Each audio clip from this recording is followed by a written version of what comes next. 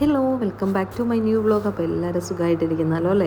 അപ്പോൾ ഹോസ്പിറ്റലിലാണ് ഓണം. അപ്പോൾ ഓണമായിട്ട് രാവിലെ തന്നെ എഴുന്നേറ്റ് ഹോസ്പിറ്റലിലാണെങ്കിലും അങ്ങ് കുളിച്ചേക്കാമെന്ന് വിചാരിച്ച് ഒരു തരത്തിലൊക്കെ എഴുന്നേറ്റിരുന്നു. അമ്മയോട് പറയായിരുന്നു എണ്ണയൊക്കെ വെക്ക്, തലയൊക്കെ ഭയങ്കരമായിട്ട് ചൊറിയുന്നു, അപ്പോൾ എണ്ണയൊക്കെ വെച്ചൊന്ന് ഷാമ്പൂ ഇട്ട് കുളിക്കാമെന്ന് വിചാരിച്ചിട്ട് അമ്മയെക്കൊണ്ട് തലയിലൊക്കെ ഒന്ന് എണ്ണ തേപ്പിക്കുകയാണ് കേട്ടോ. അപ്പം ഇപ്പം നമ്മൾ തന്നെ ചെയ്യുന്ന പോലെ ആവത്തില്ല, എത്രയാണെന്ന് പറഞ്ഞാലും വേറൊരാൾ ചെയ്തു തരുമ്പം. അപ്പോൾ എന്നാലും ഇപ്പം വേറൊരു ഓപ്ഷനില്ല, എനിക്ക് തന്നെ ഒന്നും ചെയ്യാൻ പറ്റുന്നൊരു സിറ്റുവേഷൻ ആയിട്ടില്ലാത്തത് കൊണ്ട് അമ്മയെക്കൊണ്ട് നല്ലപോലെ എണ്ണ തേക്കെന്നും പറഞ്ഞിട്ട് ഞാൻ പിടിച്ച് വെച്ച് തേപ്പിക്കുകയായിരുന്നു കേട്ടോ. കാരണം എനിക്ക് രാത്രിയിലൊക്കെ കിടന്നിട്ട് തലയങ്ങ് ചൊറിയായിരുന്നു. നമുക്കറിയാമല്ലോ, നമ്മളെല്ലാം പ്രോപ്പറായിട്ട് ചെയ്തുകൊണ്ടിരുന്ന കുറേ അധികം വ്യത്യാസം കാര്യങ്ങളും ഒക്കെ വന്നിരിക്കുമ്പോഴത്തേക്കും നമുക്ക് അതിൻ്റേതായ ബുദ്ധിമുട്ടുകളുണ്ടായിരുന്നു. പിന്നെ അച്ഛന്മാരാണെങ്കിൽ ഇങ്ങനെ ഓരോന്ന് വന്ന് വേദന എങ്ങനെയുണ്ട്, കുഴപ്പമുണ്ടോ എന്നൊക്കെ രാത്രിയിലത്തെ വിശേഷങ്ങളൊക്കെ ചോദിക്കുമായിരുന്നേ. അപ്പോൾ അത് കഴിഞ്ഞ് പിന്നെ അമ്മ കുളിപ്പിച്ച് പിന്നെ അത് കഴിഞ്ഞ് ബെഡിലോട്ട് വന്നിരിക്കാൻ പോവാണ്. അപ്പോൾ ഇരിക്കുമ്പോഴൊക്കെ നല്ല ബുദ്ധിമുട്ടാണ്. കുറച്ച് സമയം നിന്നിട്ട് പിന്നെ ഇരിക്കുമ്പോഴത്തേക്കും എനിക്ക് നടുവൊക്കെ ഭയങ്കരമായിട്ട് അങ്ങ് കട്ട് കഴിക്കും കേട്ടോ. അപ്പം ആൻറ്റിബയോട്ടിക്കൊക്കെ സ്റ്റാർട്ട് ചെയ്തിട്ടുണ്ട്, പെയിൻ കില്ലർ മരുന്നുകളൊക്കെ തരുന്നുണ്ട് കേട്ടോ. അപ്പോൾ അതെല്ലാം പോകുന്നുണ്ട്. അപ്പോൾ പതുക്കെ മാറുള്ളെന്നാണ് തോന്നുന്നു. അപ്പോൾ ഡോക്ടറും പറഞ്ഞിട്ടുണ്ടായിരുന്നു പതുക്കെ മാറും, ടെൻഷൻ ആവണ്ടെന്ന് ഡോക്ടർ പറഞ്ഞിട്ടുണ്ടായിരുന്നു കേട്ടോ.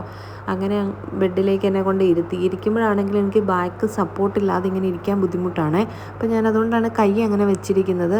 പിന്നെ ഇരുന്ന് കഴിഞ്ഞപ്പോൾ ഞാൻ വിചാരിച്ചു തലമുടിയൊക്കെ ഒന്ന് ചീകി ഒന്ന് ഇതാക്കിയിട്ട് കിടക്കാം, അല്ലെ പിന്നെ എഴുന്നേറ്റ് നടക്കുന്ന ഓർക്കുമ്പോൾ അതിലും ബുദ്ധിമുട്ടാണ്, പേടിയാണ് എനിക്ക് ആ വേദന ഓർക്കുമ്പോൾ. സത്യം പറഞ്ഞാൽ ഇപ്പോൾ വേദന കുറവുണ്ട്, ഇതിലധികം ഒരുപാട് വേദനയായിരുന്നു കേട്ടോ. ഞാൻ കട്ടപ്പനയിൽ നിന്ന് പോരുന്നതിന് മുന്നേ ആ വേദന കണ്ട് എല്ലാവരും പേടിച്ച് പോയിട്ടുണ്ടായിരുന്നു. കാരണം അത്രയധികം വേദന, രണ്ടുപേര് താങ്ങി പിടിച്ച് മാത്രമേ എനിക്ക് നടക്കാൻ പറ്റുന്നുള്ളായിരുന്നു ഇങ്ങോട്ട് പോരുന്നതിൻ്റെ തലേ ദിവസം.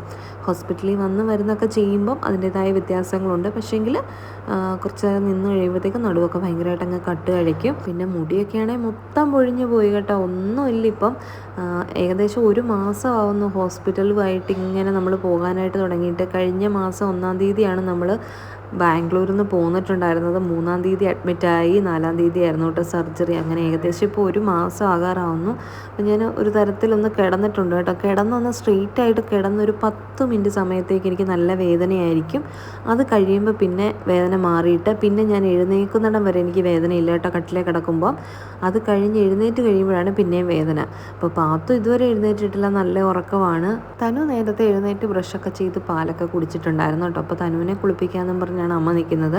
ഓരോരുത്തർ രാവിലെ കുളിച്ച് കഴിഞ്ഞ് കഴിഞ്ഞാൽ ആ ഓണമായിട്ട് എല്ലാവരും നല്ല ഡ്രസ്സൊക്കെ ഇടിവിച്ചെടുത്താലോ. നമ്മൾ ഓണം കട്ടപ്പനയിൽ എല്ലാവരും കൂടെ ഒന്നിച്ച് ആഘോഷിക്കാമെന്നൊക്കെ വിചാരിച്ചിരുന്നത്, നമ്മളും കൂടെ ഉള്ളത് കൊണ്ട് എല്ലാവരും കൂടെ കൂടുമ്പം അതൊരു സന്തോഷമല്ലേ. അപ്പം ഒരുപാട് കാലങ്ങൾക്ക് ശേഷം എല്ലാവരും കൂടെ കൂടാമെന്നൊക്കെ ഓർത്ത് തന്നാൽ, പക്ഷേങ്കിൽ എല്ലാ പ്ലാനുകളും തെറ്റിച്ച് പെട്ടെന്ന് ഹോസ്പിറ്റലിൽ വന്ന് ഇങ്ങനെ അഡ്മിറ്റ് ആവേണ്ടി വന്നു. സാരമില്ല.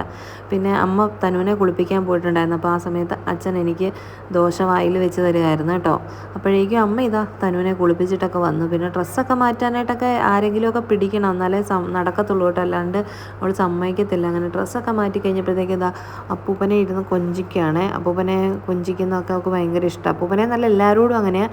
അത് കഴിഞ്ഞപ്പോൾ ഉഷാമ്മ കഴിക്കാനായിട്ട് ഇരുന്നിട്ടുണ്ടായിരുന്നു. അച്ഛന്മാർ രണ്ടുപേരും കൂടെ ക്യാൻറ്റീനിൽ പോയിട്ടോ കഴിച്ചത്. പിന്നെ പാത്തുവിനെ എണീപ്പിച്ച് കുളിപ്പിച്ച് പാത്തുവും ഫുഡ് കഴിച്ച് 2 പേർക്ക് ഇതാ ഓണക്കോടിയൊക്കെ ഇടിയിപ്പിച്ച് കൊടുത്തിട്ടുണ്ടായിരുന്നു. അങ്ങനെ ഇതൊക്കെ ഇടിപ്പിച്ച് 2 ഫോട്ടോയും ഒക്കെ എടുത്ത് അത് കഴിഞ്ഞപ്പം പാത്തൂനാണെങ്കിൽ ഇങ്ങനത്തെ ഡ്രസ്സൊക്കെ ഇടുമ്പോൾ ചൊറിയൊന്നും പറഞ്ഞ് ബഹളം വെക്കും കേട്ടോ. അപ്പോൾ എന്നാലും നിർബന്ധിച്ച് ഞാനങ്ങ് ഇടിയിപ്പിക്കും. തനുവിന് പിന്നെ ആ കുഴപ്പങ്ങളൊന്നും ഇതുവരെ ഇല്ല, ഇനി വലുതാകുമ്പോൾ ഉണ്ടാവുമോ എന്ന് എനിക്കറിയില്ല. അപ്പോൾ തനു ഭയങ്കര സന്തോഷമായിട്ട് എന്താ ഒരു പുതിയ ഉടുപ്പൊക്കെ ഇടുമ്പോൾ അവൾക്ക് ഭയങ്കര സന്തോഷമാണ്. അങ്ങനെ ഇതാ കുറേ നേരം ഇതുവഴിയൊക്കെ 2 പേരും നടന്നു. വെളിയിലൊക്കെ ഇറങ്ങിയിട്ട് എല്ലാവരും ഹാപ്പി ഓണമൊക്കെ പറയുന്നുണ്ടായിരുന്നു 2 പേരെയും കാണുമ്പോൾ.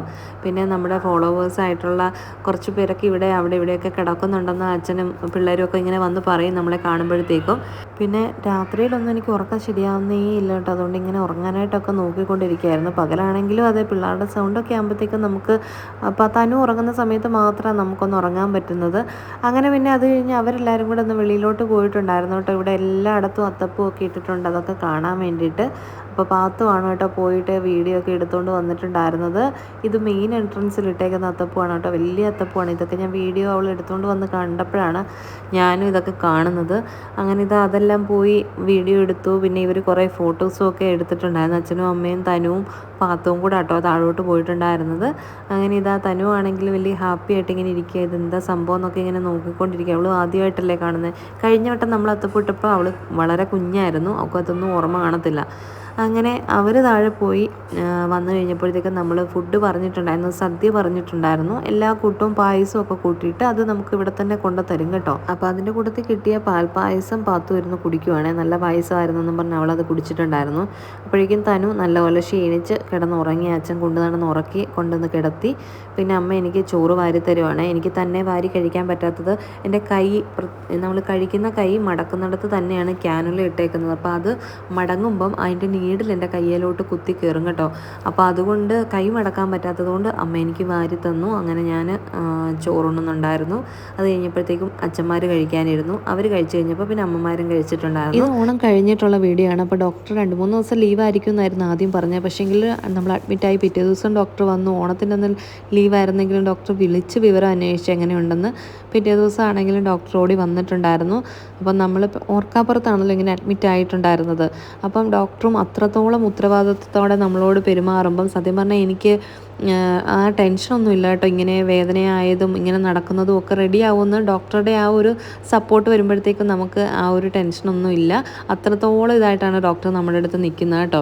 അപ്പം പിന്നെ അത് മാത്രമല്ല, നിങ്ങളുടെ എല്ലാവരുടെയും പ്രാർത്ഥനയും നമുക്ക് ചുറ്റും എല്ലാവരും ഉണ്ടല്ലോ. അപ്പോൾ അതുകൊണ്ട് തന്നെ എനിക്ക് അങ്ങനത്തെ ടെൻഷനൊന്നുമില്ല. എത്രയും പെട്ടെന്നൊന്ന് റെഡിയായി ബാംഗ്ലൂർക്ക് പോകണം, അത് മാത്രമാണ് ഇപ്പോൾ വിചാരിക്കുന്നത്.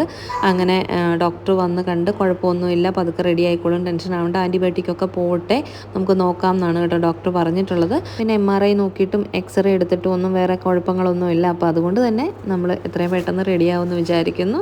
അപ്പോൾ ഇതൊക്കെയാണ് കേട്ടോ ഇപ്പോഴത്തെ വിശേഷങ്ങളെന്ന് പറയുന്നത്.